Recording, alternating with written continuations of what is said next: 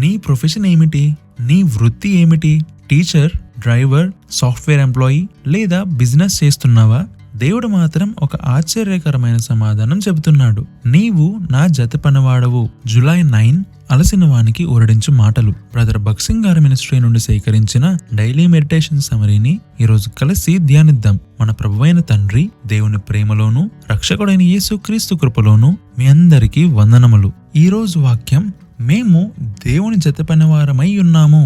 కొరింథీయులకు రాసినటువంటి మొదటి పత్రిక 3వ అధ్యాయము 9వ వచనం. My beloved brothers and sisters, మనల్ని ఎవరైనా మీ ప్రొఫెషన్ ఏమిటి, మీరేం చేస్తారు అని అడిగితే మన ఉద్యోగం లేదా వ్యాపారం గురించి చెబుతాము. కానీ దేవుని దృష్టిలో ప్రతి విశ్వాసికి ఒక గొప్ప పిలుపు ఉంది. అది దేవునితో కలిసి పనిచేయడం. అపోస్తలుడైన పౌలు మన కళ్ళు తెరవబడి ఆయన పిలుపులోని నిరీక్షణను గ్రహించాలి అని ప్రార్థించాడు. ఈ లోకంలో మనం చేసే ఉద్యోగం కేవలం మన జీవనాధారం మాత్రమే.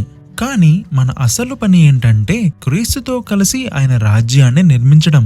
దేవుడు ప్రతి విశ్వాసిని తన పరలోక గృహ నిర్మాణంలో జత పనివాడిగా పిలుస్తున్నాడు. ఇది కొందరికే కాదు, రక్షించబడిన ప్రతి వ్యక్తికి ఇచ్చిన పిలుపు. ఈ లోకంలోని భవనాలు, సంపదలు, పదవులు ఒకరోజు గతించిపోతాయి. కానీ క్రీస్తుతో కలిసి చేసిన సేవ నిత్యమైన ఫలితాన్ని ఇస్తుంది.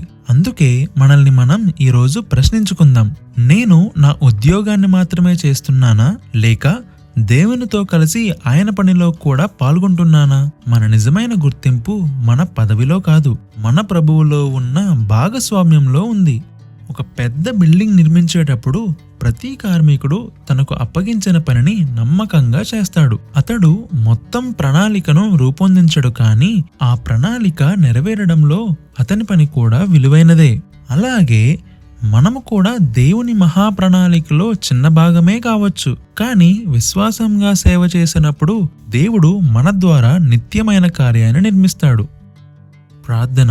ప్రియమైన పరలోకపు తండ్రి, మమ్మును మీ జత పనివారిగా పిలిచినందుకు మీకు కృతజ్ఞతలు. మా జీవితాన్ని కేవలం ఒక లోక సంబంధమైన పనులకే పరిమితం కాకుండా మీ రాజ్యాన్ని నిర్మించే పనిలో నమ్మకంగా ఉపయోగించుము.